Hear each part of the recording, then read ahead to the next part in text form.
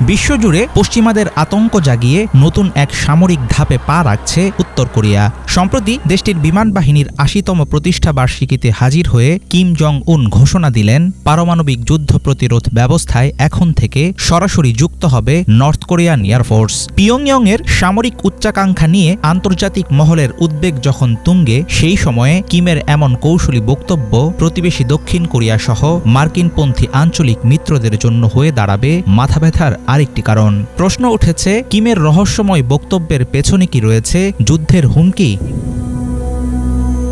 বিমান বাহিনীর জমকালো অনুষ্ঠানে কেবল বক্তব্য দিয়েই থামেননি কিম জং উন, বরং তার উপস্থিতিও ছিল একেবারে নাটকীয়। দীর্ঘ লেদার কোট পরে নিজের মেয়েকে পাশে নিয়ে তিনি দেখলেন যুদ্ধবিমানের মহড়া। রাষ্ট্রীয় সম্প্রচার মাধ্যমে দেখানো হয়েছে শক্তি প্রদর্শনের পুরো কার্যক্রম। প্রচারিত ফুটেজে দেখা যায় আকাশ নজরদারি প্ল্যাটফর্ম সহ বিভিন্ন আধুনিক বিমান ঘুরে দেখেন কিম। বিশ্লেষকদের অনেকে মনে করছেন এটি এক ধরনের সতর্কবার্তা। উত্তর কোরিয়ার আকাশ প্রতিরক্ষা এখন আরও জোরালো। কিম হয়তো দেখাতে চাইছেন সেরকম কিছুই।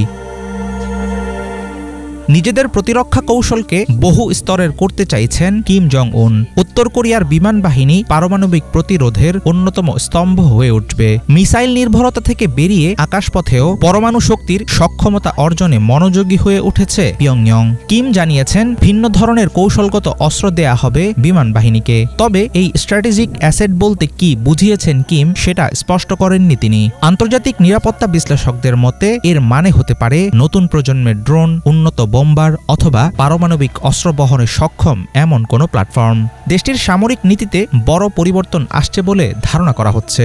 এমন পরিস্থিতিতে ইচ্ছাকৃত অস্পষ্টতার মাধ্যমে শত্রুপক্ষকে বিভ্রান্তিতে রেখে কাজ গোছাতে চান উত্তর কোরীয় নেতা, এমনটাও মনে করছেন অনেকে।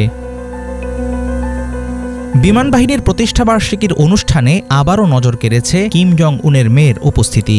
একের পর এক সামরিক ইভেন্টে তাকে দেখা যাওয়ায় আন্তর্জাতিক মহলে ধারণা জোরালো হচ্ছে যে নিজের ভবিষ্যৎ উত্তরাধিকারী হিসেবে মেয়েকে সবার সামনে তুলে ধরছেন কিম। কিম জং উনের বেপরোয়া অবস্থানের জেরে পরিস্থিতি কতটা উত্তপ্ত হয়ে উঠবে এর উপর অনেকাংশেই নির্ভর করবে আঞ্চলিক শান্তি। হাফিজুল ইসলাম, বাংলা ভিশন।